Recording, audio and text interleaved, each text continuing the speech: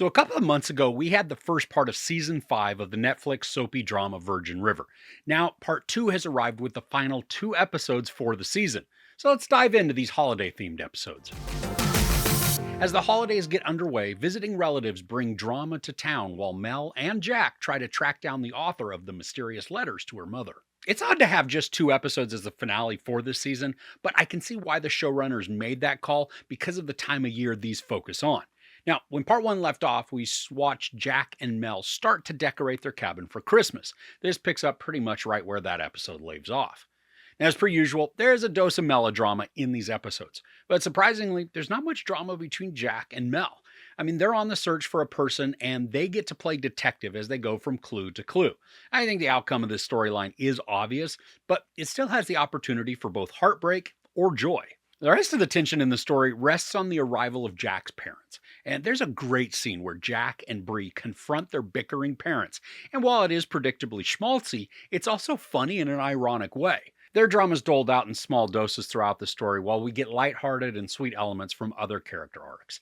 Lizzie and Denny are celebrating their news with Hope and Doc, while also fretting over how Lizzie's mom is going to take the news.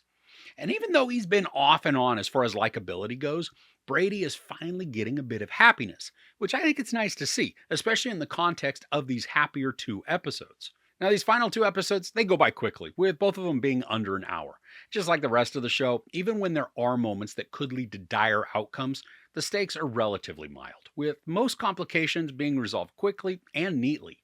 Now, the story's a bit splintered as we shift between characters and their issues, but it's no different than any other episodes and seasons, so you'll already know what to expect in terms of the narrative. So here's the deal. If you're a fan of this show, it's a no-brainer that you're going to want to finish out the season with these 2 holiday episodes. The characters continue to be endearing and mildly annoying all at the same time, with their charisma typically outweighing any negatives. I like the arc that's beginning with Mel and her search for the author of the letters, and also the complication that arises at the conclusion of the episodes to set up some continued tension for season 6.